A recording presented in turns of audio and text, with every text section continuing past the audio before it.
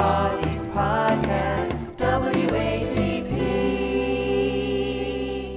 I think Samantha Bee is anti-funny.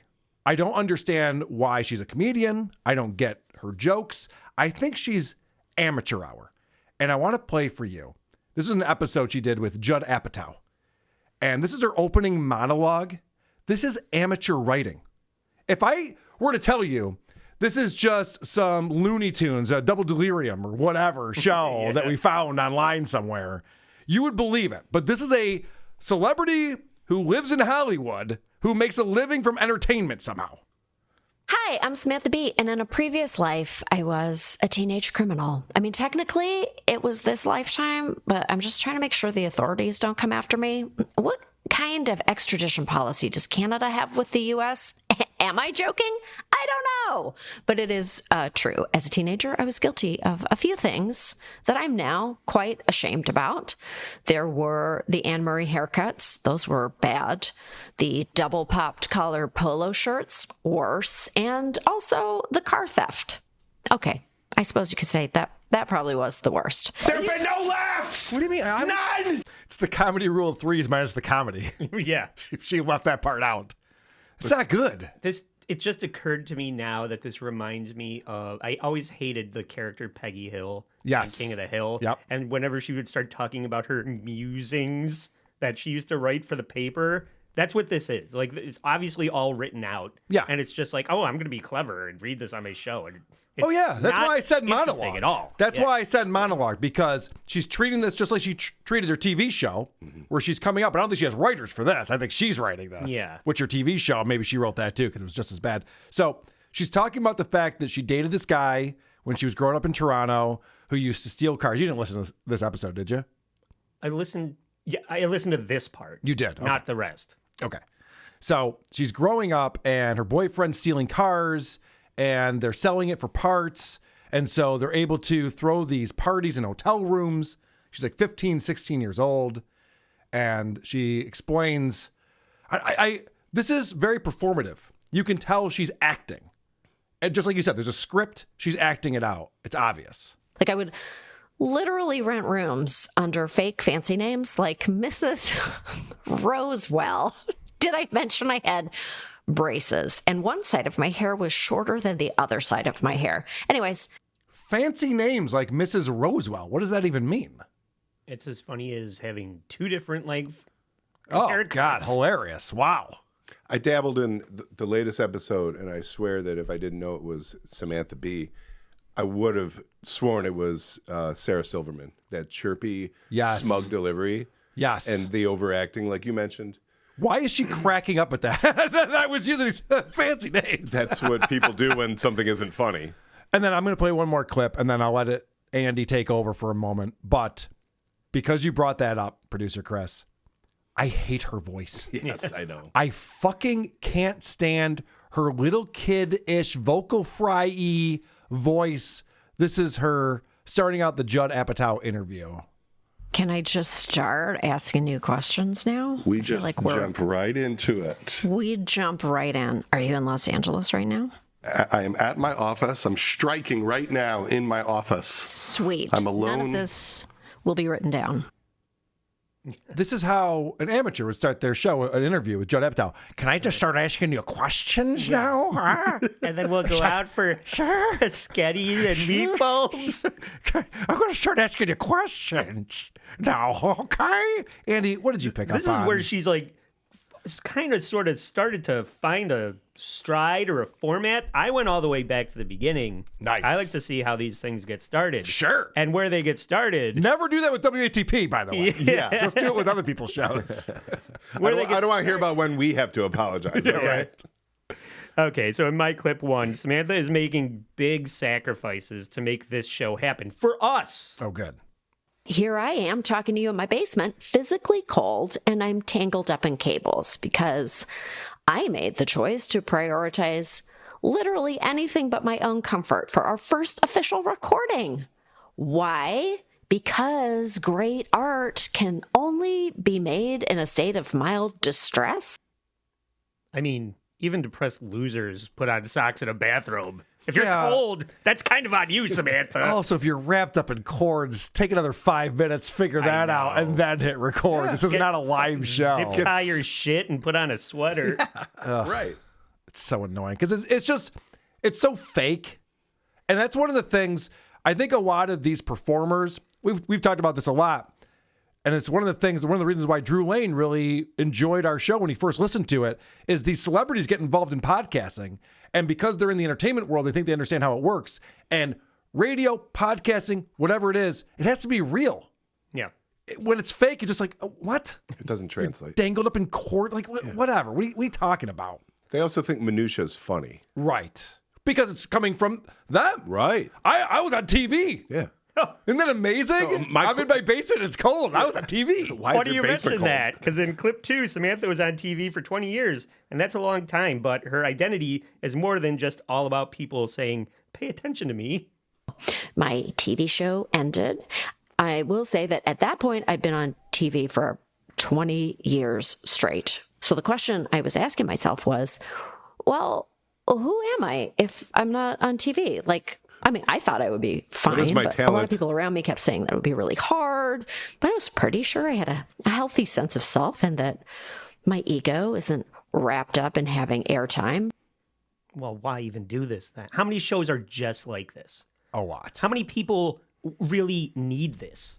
Nobody. Nobody needs to listen to this. Now, And I should point out the whole premise of this show called Choice Words. It's about choices.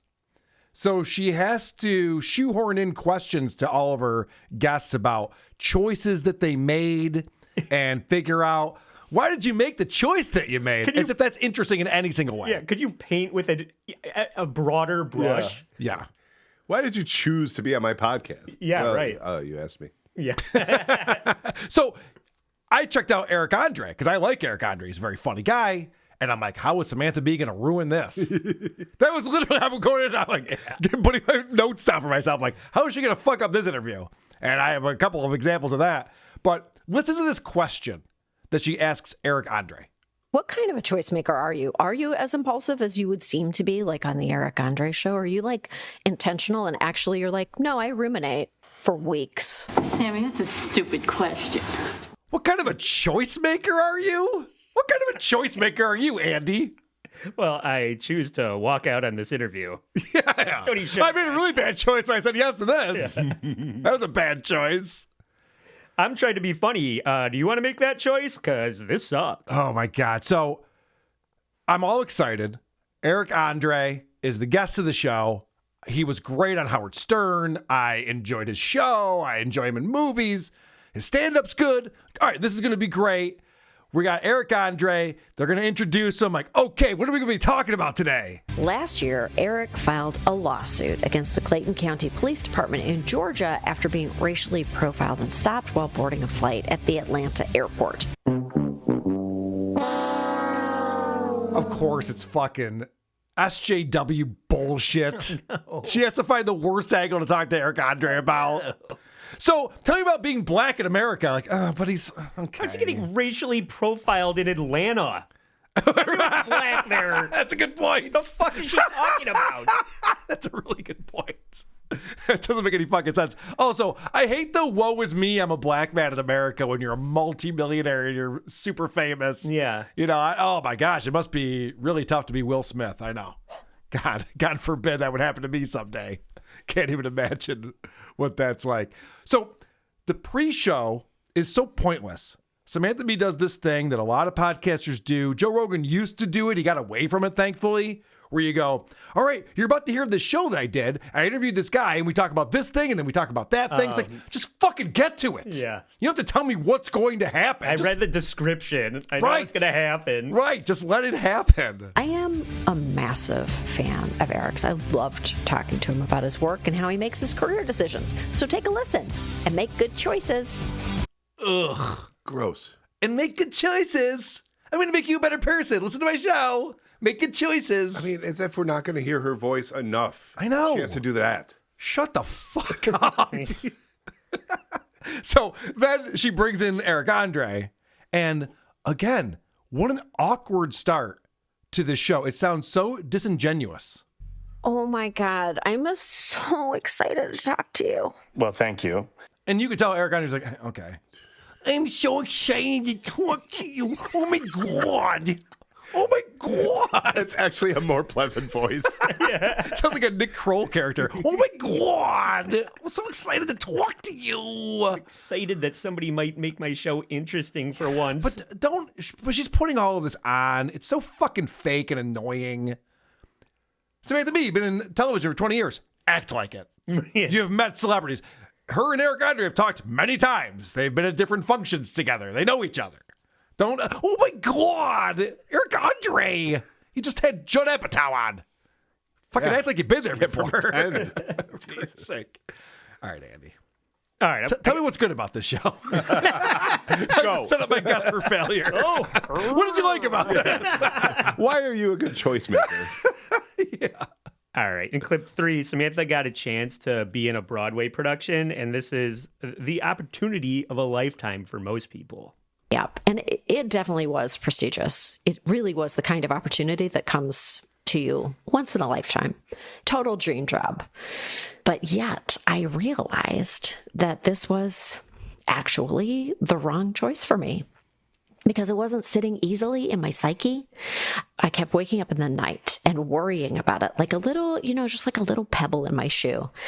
And I think that is because my initial yes, if I'm being perfectly honest, was driven by ego rather than a real desire to do the actual hard job of actually being on a stage. What was the play? The Cunt and I?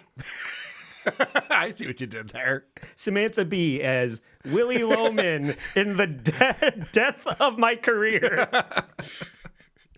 But a lot of actors say that being in the theater is like the hardest version of the job. Of course. But she's like, oh, they were just begging me to be in this play. They just like fell in my lap. And I said, no, thanks. I'm going to go podcast in my basement. Also, Good choice. this is a bad choice for another reason, too. Adam Carolla used to talk about this. When he did Dancing with the Stars, he did Celebrity Apprentice. He goes, I did those things not because I wanted to, but because they made me uncomfortable. And I actually didn't want to do them, which is the reason to do it. You have to put yourself in some discomfort if you want to grow as a person, grow your career. Yeah. I mean, I'm sorry to make this real for a fucking half a second, but Jesus Christ. Well, right. That's the worst advice. She's like, I said yes because it's a great opportunity. And I'm like, that's going to be hard. So now Yeah. I don't want to do that. It's going to be hard. Yeah. I don't want to attract a different type of audience to what I'm doing. God damn it. I'd She's rather making just me annoying. sit in my basement.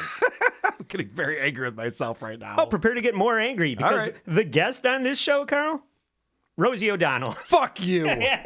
Fuck you. Right. Most of my clips are just Rosie now. All right. I mean, we all can understand that Samantha Bee is annoying and not funny. Yeah, no, I got more examples, Right. but go ahead. Rosie is not funny either. Rosie got in a fight with a famous costume designer during a stage production. Of course she did. Clip 4. This is her describing Of course that. she fucking did. What an asshole she is. And she Well, just, I had a fight with Eileen Fisher. She made me very mad. Remember opening night? She was like saying, I said, I just want to thank you because your clothes don't shame people who are heavy because their sizes are 1, 2, and 3 in the plus, not like double X, triple X, Right. And she goes, well, actually, that's not our normal size. I said, excuse me? She said, we don't design for that size. We design for a normal size too. Yeah. We had to sew 2 pool covers together. Yeah. It took 7 men to make your costume, Rosie. Rosie, you didn't know that? Some good men died. Moment of silence, everybody, for Rosie's outfit, please. And then Rosie tries to make the claim that her mom was the star of the PTA and the concept of 20-year-old elementary school teachers wasn't a thing until the 60s. Clip 5. And all the teachers would come out because they were young. It was the 60s. It was a new development in Long Island that were sprouting up in the 60s. And the school was new and the teachers were in their 20s. He would make outrageous claims like he invented the question mark. Thank God Rosie's mom invented school so I could get a C- in English. The teachers were in their 20s. The fuck does that mean? I know. People didn't live past their 20s back on fucking Little House on the Prairie. All the teachers were in their 20s. The fuck is she talking about? All right. That's when you get a stupid job. I'm so mad at you right now. I had no idea this was going to turn into a Rosie O'Donnell episode. Like, I was already frustrated with all of this. And then it's like, did you know that Rosie was on the show? Like, no! I didn't know that. Oh, I'm going to play some Slayer songs after that. No! Not the guitar solo. Stop it before the guitar solo. That's all I ask of you. So she brings on Eric Andre, and she finds a unique way to make it all about her somehow. You would think, because she was just gushing over having Eric Andre on the show, that she would make it about him. Usually that's what you do when you have a guest on your show. Correct. Well, we've run into each other at various television events, and I remember running up to you at some event, and I was like, "I love you so much," and you were like, "What? Are you fucking kidding?" And I was like, "No, I'm serious." And you were like, "I don't believe you," and I was like, "No, but I am." I don't know if I really said that. Did I really say that? I didn't. Yeah, say you that. really do. You were like, "That's not fucking true. You're a liar." And I was like, "No, but I really am," and I am because I've loved you from your own show, which was such a surreal, such a trippy, crazy show, and from the Howard Stern and then the Righteous Gemstones. We love you. This is thank you. Remember when I told you how much I liked you? Remember when I met you and I was like, "You're so awesome and you're so amazing"? No, but can we just get on with it? Yes. He asked me to be a guest on your show. I get it. You enjoy my work. I'm not going to lie to you. I don't remember. Yeah, right. That wasn't that important to me. Yeah. So no. So what if I did? But yeah, When I met you, it meant nothing. Yeah, it was all fucking fantastic. All right, I have to get into this Judd Apatow thing before we torture our listeners with more Rosie O'Donnell. Let me torture people with some political talk right out of the gate. I don't know if you guys know this, but people in Hollywood tend to be left-leaning, especially Judd Apatow and Samantha Bee. And Rosie O'Donnell. And Rosie O'Donnell, for sure. Very left-leaning. And they're the worst type of people who follow politics because I hate people who hate the other side. It's a weird thing. We're all Americans, but and everybody wants what's best. Everyone has different ideas of what the best thing to do is, but they want what's best for the most part. To actively root against people and think that they're assholes is annoying to me. Should we talk briefly, before we even get into anything else, should we just gently celebrate or really relish in the fact that Tucker Carlson is not gracing our television screens right now? It's weird that it happened, isn't it? It is. Should we celebrate that Tucker Carlson, the guy we don't agree with politically, is no longer on television? Yeah, some guy lost his career. Isn't it funny? That's gross. Fucking loser. This reminded me, I have a friend, Mark. You guys know Mark. Mm-hmm. He was dating this fucking loser. And I was at a bar with them, and she had a toast. She ordered shots, and I don't know what was going on. And then she's like, "Andrew Breitbart died today." I'm like, "What? You're celebrating a guy you don't agree with politically dying young who has a family? What the fuck? It's demonic. What are you doing?" Did you drink the shot? No. Yeah, I threw it in her face. Fuck you, bitch. You know me. I'm not a big shot guy. I don't give a shit about shots. All right. I'll drink plenty without doing shots in between drinks. That's for damn sure. We know. All right. So anyway, I found that to be super fucking annoying. Hey, let's first celebrate the Tucker Carlson. So they got to get into a whole political thing. And this is odd because they're in Hollywood. So to them, conservatives are this weird thing they don't come in contact with. And then when they do, they're like, "Did you see that? I think that person voted for Trump. Holy shit, what's going on over here?" Which ones have you met? I met Tucker once. Did you ever meet him? I never met Tucker. I met Ann Coulter once. Oh. Did you hear that noise she made? I'm so mad that Judd stepped on it because it's such a great little bee noise she makes here. Oh. Sounds like a little old lady. Yeah. No, it sounds like he just said, "I saw Bigfoot." Oh, Ann Coulter. Wow. What was that like? Are you a Nazi now? Oh. So then, this is insane. Samantha Bee apparently had Glenn Beck on her show at some point. And boy, does she regret that. Well, there was this one time when it was years and years and years ago. It was like early days of Full Frontal. And I interviewed Glenn Beck, which, of course, people have never let me forget. And of course, I've never forgotten. I understand. Yes. We all have regrets in life. She had a conversation with someone who a large percentage of the population enjoys and agrees with on her show. Oh, holy God. hell! What an asshole! I'm just clutching my pearls. So imagine entertaining the ideas of somebody that doesn't agree with you. Oh my gosh! What a world! Oh my gosh! Well, I mean, if you let Glenn Beck on your show, then millions of Americans will die. I mean, obviously, we all know that. So what were you thinking, Samantha Bee? These people fucking suck. I can't stand them. Let's get off of this, Andy. Okay. Let's cheer up with some Rosie O'Donnell clips. What do you got? No one's ever said that. Well, I didn't mean Okay, it. get ready.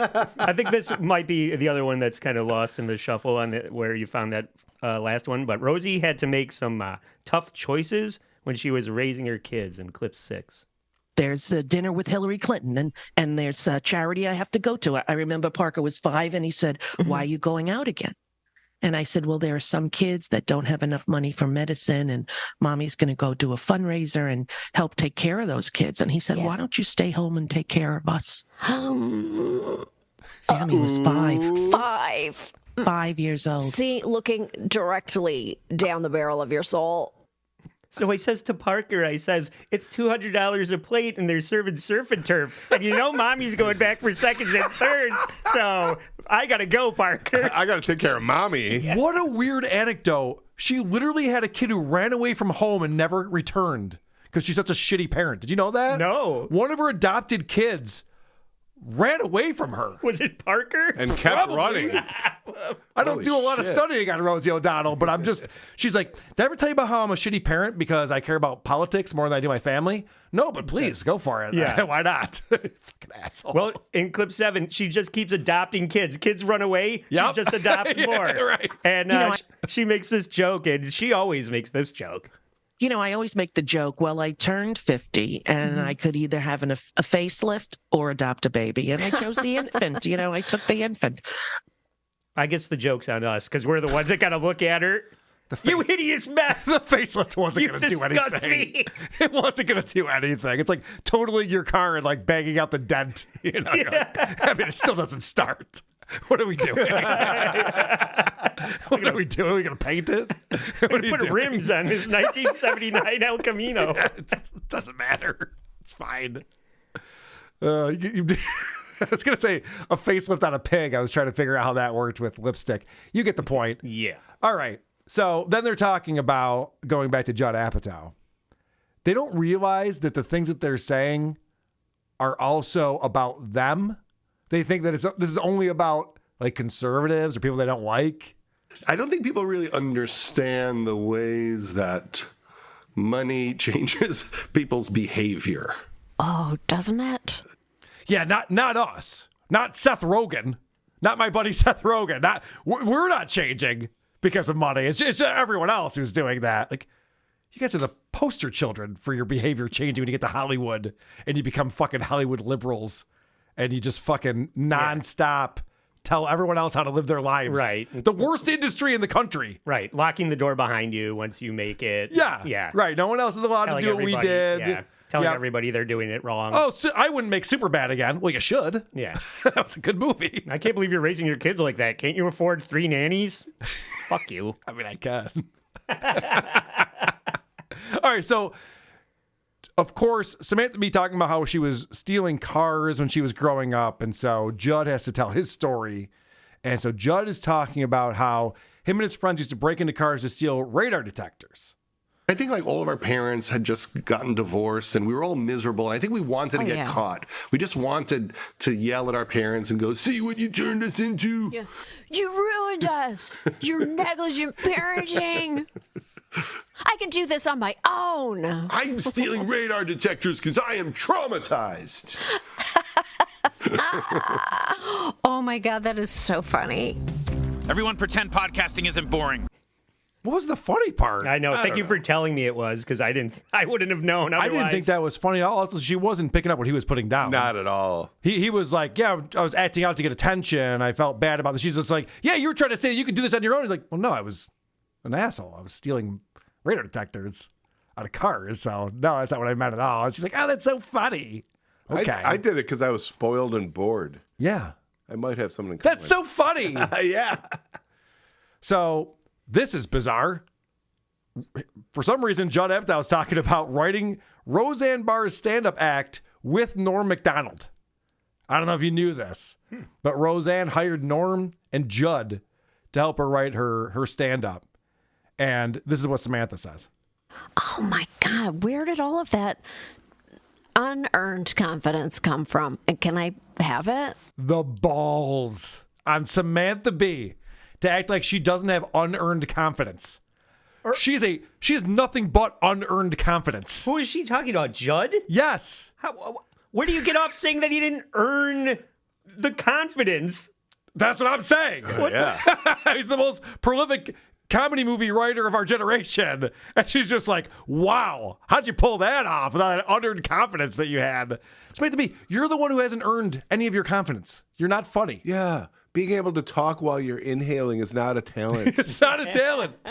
And she's only mildly attractive. That's the other thing. Yeah, that pisses me That's off. what annoys me about her. And another thing. You know what she looks like, right, producer Chris? I do. Scale 1 to 10. Don't do this again. Why?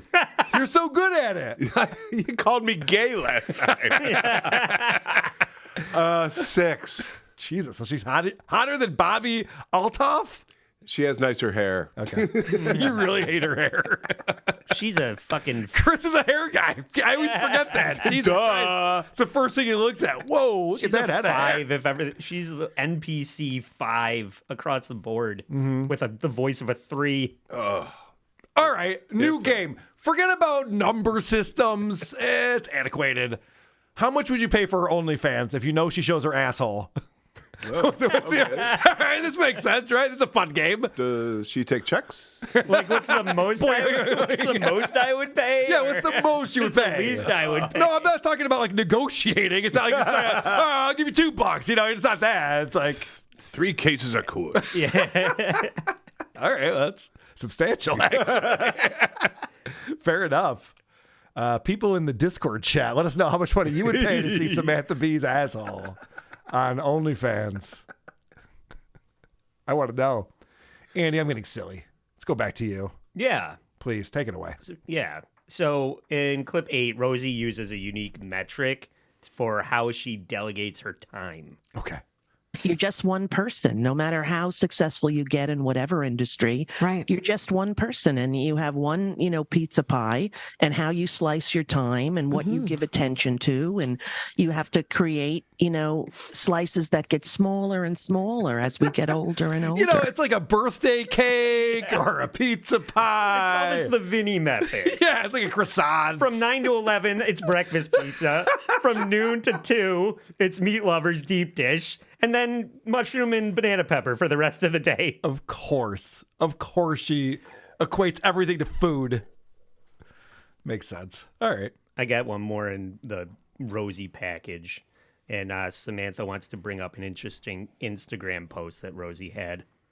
I saw an Instagram post where you were talking about seeing whales outside. Yes, and can I tell you, home? Sam? First of all, I'm just going to show you this. Let's see if I could turn this around. Yeah. There is the water right there. Oh. Okay, so my backyard is the water. The water. So I sit here almost all day, and when I drop her at school in the morning, and then I have till like 2:30 or 3, and I'm sitting out here one day, and all of a sudden, I go, this thing, this whale came out like vertically, like. Turns out it was just a mirror. She was getting up to get a snack, and she was like, "There she blows." I knew it was coming, and I still enjoyed it. Very good. I still like that. Okay. Here's the question. Can Samantha Bee make Eric Andre both unfunny and awful? Oh, you betcha. Here's some New Yorker talk. I guess Eric just moved back to New York. He's been in LA for 15 years. He just moved back to New York. Okay, so you were in LA for a long time. You made a lot of huge, like, monumental relationships there. You had a great career in LA. I feel like you seem like a New York person, though, to me. Like, Hey, whoa. like a live. Whoa. I'm going to go see Mamma Mia on Broadway later and get some fucking espresso. Ow. Get down to Sbarro and have some pizza slice. What? I've been to New York many times. No one's ever told me to go to Sbarro. Sounds like my parents improvising. Holy shit. It's so fucking bad. I don't know if I don't like Eric Andre anymore. Yeah. I'm just that bad at Samantha Bee. But right after that, she says this, and this is an ISO that we're keeping on the board right here. That was so fucking awful. Yes. Correct. Do you have a lot more? I have a few more. Do you want me to play through my clips before you present your video Yes. presentation? Very good, I just didn't want you to move on. Nope, I got a few more. Very good. All right, so she's talking to Judd Apatow. And I guess both of these two, who ended up to have careers in TV and film, growing up, they watched a lot of TV. And this is just really captivating stuff right here. There was comedy on TV all the time, and I watched it too. It was just like constant, like I just was like everyday sketches. I watched sketches every day. SCTV, always Carol Burnett, always I Love Lucy, SNL on the weekends, stay up late, no one cared, watch it. It felt like illicit. Yeah, and I remember, I would watch MASH every day of the week, Odd Couple every day of the week. Yeah. Every day. Honeymooners. Who fucking cares? Yeah, you know what's better than this? Halloween candy talk, and that's coming up. Oh, fun size. What's the size of fun? Am I right, people? I want the full. Jesus Christ. I mean, I hate when celebrities get in their own heads and they think that anything they say is interesting. Right. I watch MASH every day. Okay, Grandpa, neat. We all watch shit. Yeah, we all watch shit on TV. That's really fucking fascinating. You know what's good, though? Deadpool 2. So that was a callback to before we started the show, everyone, just in case you were wondering what's going on right now. So I love when you explain callbacks to me. It wasn't on the show. It was before we started the You show. do it every time. So a callback, everybody. It's like a tag. You know what a tag is. It's a tag. Because nobody heard it who's listening to the show, Andy. It's a radio thing. Oh, my God, this fucking fly. I'm going to murder everyone. That was also a callback, but it really is annoying me. Okay. So apparently writing comedy, because she talks to Judd about, do you ever write horror movies or things outside of comedy? I find comedy always scares the shit out of me. I don't really need to do a serious drama to be scared, because every joke might not work, and isn't that scary enough? It is scary. Right? Not scary enough. Samantha Bee should be horrified. She should be horrified. She'd be petrified. Her teeth should be chattering right now as she's trying to be funny on her show. She's not scared enough, if you ask me. So just one more thing I want to play for you. And I apologize because that was so fucking awful. I know. But she starts off the Eric Andre episode. And I guess each of these episodes, she has to do her little social justice warrior, whatever monologue. So she's talking about civil asset forfeiture. And this is not a practice that I'm a fan of. But of course, get ready for why she has a problem with this. Unsurprisingly, this process is undeniably racist in practice, targets people of color at disproportionately high rates. It's simply legalized theft, which is stoppable. The only legalized theft that we can't stop is the youth that my children have stolen from me. Oh my God. And then she's not good at weaving in her points with jokes because her points suck and her jokes suck. So none of it really works. That's legal now. Anyway, they have armed guards at Walmart to stop people from getting shot, but they don't stop people from just walking out with big screen TVs. Well, that's something they actively don't do. What they're talking about here is that the police are able to seize anything from you if they deem it to be part of a crime, whether they prove it or not. And she's saying that this happens to black people more often than it happens to white people. Now, I don't carry $1,200 of cash on me for that very reason. Yeah. It looks like you're up to something. Seems like a bad idea. I've seen plenty of people just pick a whole shopping cart full of shit up at 7-Eleven and just walk out and look at the clerk and say, "See ya." And I know don't do anything we about that. do go shopping together when we go to Detroit. I know. Yeah. All right, Andy, what do you got for us, buddy? Okay, well, I can't see a celebrity and not go Google if they have an apology, because I did All Apologies podcast Of course. with Joe's Six Pack. It's on Apple and Spotify. Find it on Instagram. So I Googled Samantha Bee, and lo and behold, she had, back in like 2018, she was doing a segment on Full Frontal about how the immigration problem was going, and at that time when Donald Trump was president. And there's, people were saying that they're putting Mexican kids in cages and they're splitting up families. Yeah. And Samantha Bee had a problem with that. So in clip 10, well, this one's called Samantha C. Samantha C word.